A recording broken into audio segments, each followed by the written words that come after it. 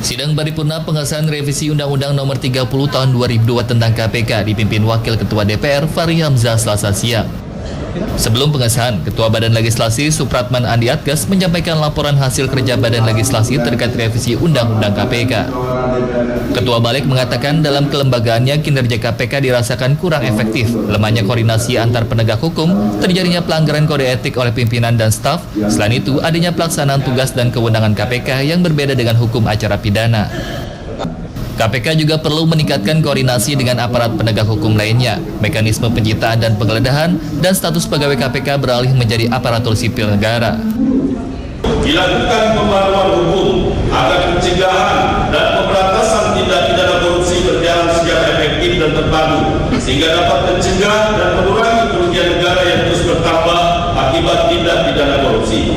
Penguatan Komisi Pemberantasan Tindak Pidana Korupsi. Penguatan Komisi Pemberantasan Korupsi dalam kegiatan pencegahan bukan berarti kegiatan pemberantasan tindak pidana korupsi diabaikan. Justru adanya penguatan tersebut dimaksudkan agar kegiatan Komisi Pemberantasan Korupsi dalam menjalankan tugas dan wewenangnya semakin baik dan komprehensif. Sementara itu, Menteri Hukum dan HAM Yasona Laoly mengatakan, dalam upaya pencegahan tindak pidana korupsi, perlu dilakukan pembaruan hukum agar pencegahan dan pemberantasan lebih efektif. Mengutamakan pencegahan bukan berarti kegiatan penindakan diabaikan.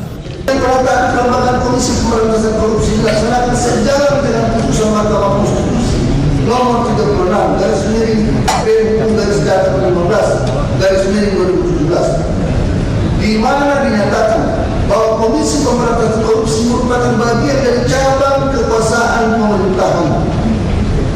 Komisi Pemberantasan Korupsi termasuk ranah kekuasaan eksekutif yang sering disebut lembaga pemerintah, state auxiliary agency. Saya ingin menanyakan kepada seluruh fraksi, apakah pembicaraan tingkat 2 pengambilan keputusan terhadap rancangan undang-undang tentang perubahan kedua atas Undang-Undang Nomor 30 Tahun 2002 tentang Komisi Pemberantasan Tindak Pidana Korupsi dapat disetujui dan disahkan menjadi undang-undang? Diketahui ada 7 poin revisi Undang-Undang KPK yang disepakati DPR dan pemerintah. Antara lain terkait kedudukan KPK sebagai lembaga penegak hukum berada pada rumpun eksekutif yang dalam pelaksanaan kewenangan dan tugasnya tetap independen. Mekanisme penerbitan surat perintah penghentian penyidikan perkara tindak pidana korupsi oleh KPK, dan koordinasi kelembagaan KPK dengan penegak hukum sesuai dengan hukum acara pidana, kepolisian, kejaksaan, dan kementerian atau lembaga lainnya dalam pelaksanaan penyelidikan, penyidikan, dan penuntutan perkara tindak pidana korupsi. Ade Chandra, Daniel, Jak TV. Untuk membahas tema kita pada hari ini sudah bersama kami Bapak Haidar Alwi dan juga Bang Kurnia. Kita ke Pak Haidar dulu. Pak Haidar, ini kan 17 September 2019 lalu akhirnya DPR RI mensahkan RUU rancangan ataupun Undang-Undang KPK.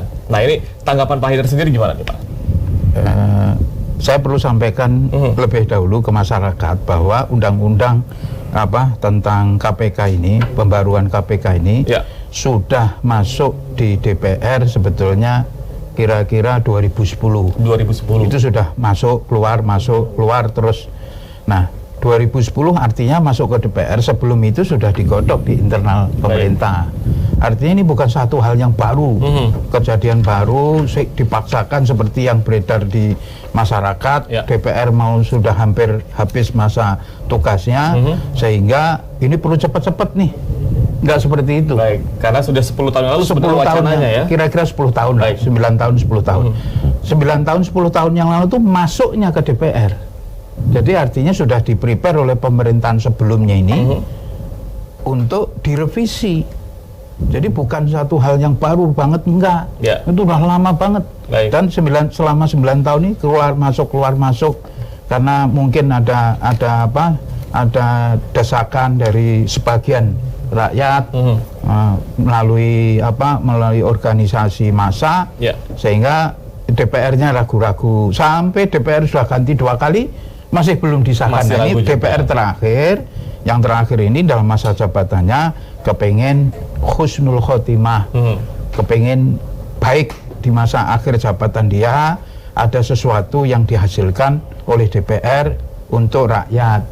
yaitu dengan memperbaiki undang-undang KPK.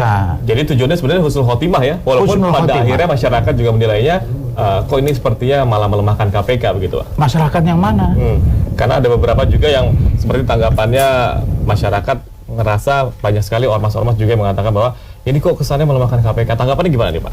Lah kemarin itu kemarin lusa itu ada demo 3.000 lebih masa. 3.000 lebih mengataskan ormas, massa dan lain sebagainya. Demo ke KPK minta supaya di samping undang-undang itu sudah diresmikan, juga minta supaya ada kata-kata novel Baswedan yang kurang pas, mengatakan bahwa seharusnya Pak Jokowi berterima kasih kepada koruptor berterima kasih kepada Jokowi. Nah itu yang diprotes oleh masa yang kemarin. Artinya kalau kita bicara banyak masa yang protes, yang mana? Jadi masa memang yang mana? Di sini ada pro dan kontra pasti ya Pak ya? Iya pasti, setiap undang-undang yang akan diundangkan itu pasti ada pro, ada kontra. Baik, Bang Kurnia, tanggapannya gimana ini? Iya, mungkin saya agak berbeda ya dengan Pak Haidar begitu, memandang soal revisi Undang-Undang KPK. Benar memang bahwa pembahasan revisi Undang-Undang KPK dalam catatan ICW sudah bergulir sejak 2010. Ya. Kenapa prosesnya sangat lama sampai 9 tahun? Karena draft yang selalu diusulkan oleh DPR ataupun yang diusulkan oleh pemerintah banyak yang kontraproduktif dengan pemberantasan korupsi. Misalnya catatan kita soal revisi Undang-Undang KPK yang baru saja disahkan ada sekitar 4 poin. Yang pertama soal formil, bermasalah secara formil. Kenapa? Karena pada dasarnya revisi Undang-Undang KPK 2019 tidak masuk dalam prolegnas prioritas 2019. Tentu ketika kita melihat ini pembahasannya sangat cepat sedangkan tidak masuk dalam prolegnas prioritas 2019, berarti kan ada logika yang keliru dari DPR untuk merencanakan, membahas dan mensahkan. Poin keduanya adalah ketika rapat dipimpin oleh Pak Fahri Hamzah, ternyata yang datang hanya 80 orang. Tidak mencapai quorum begitu, sehingga putusan yang dihasilkan oleh paripurna cukup bisa untuk kita perdebatkan. Poin krusial adalah perkara substansi. Ada beberapa poin yang sudah disepakati oleh DPR dan pemerintah. Misalnya pertama soal Dewan Pengawas, yang mana draft soal Dewan Pengawas ini bukan kali ini saja ada di revisi Undang-Undang KPK. Hampir setiap tahun DPR dan pemerintah mencoba memasuki klausul soal Dewan Pengawas. Perdebatannya adalah narasi publik selalu mengatakan bahwa KPK lembaga superbadi, tidak ada pengawasan. Yang harus dipahami adalah kalau secara teori KPK adalah lembaga negara independen.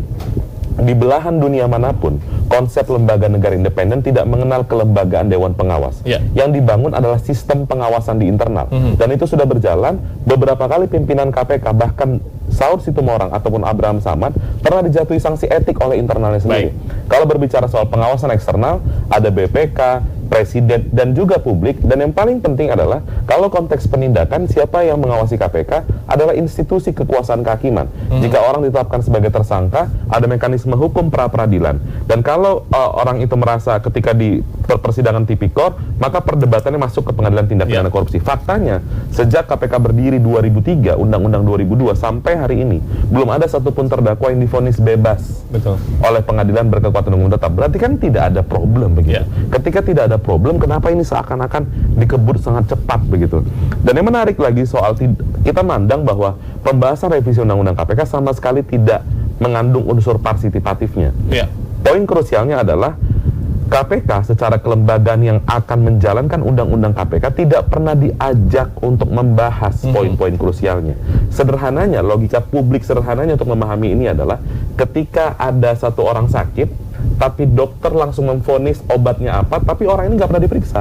Itu kan logika sederhananya. Harusnya analogi yang paling mudah ya. KPK diundang dan ditanya apa problem KPK, kira-kira metode apa penguatan yang kita lakukan. Dan DPR bersama pemerintah mengakui secara gamblang bahwa mereka tidak membutuhkan masukan lagi. Berarti dari mana mereka mendapatkan poin-poin penguatan itu? Dan selama ini memang narasi penguatan itu hanya narasi yang tidak benar begitu. Apalagi Pak Jokowi punya janji di Nawacita ingin memperkuat KPK, dan itu seakan hilang ketika Pak Jokowi menyetujui soal revisi undang-undang. Dan mungkin ditambah dengan ini tadi Bang sempat mengatakan bahwa prolegnas pun tidak ada sebenarnya, jadi ini bisa dikatakan baru begitu ya. Baik, tahan dulu Bang, karena pemirsa kami harus jeda sejenak. Tetaplah bersama kami dalam program Newsroom. Kait kekosongan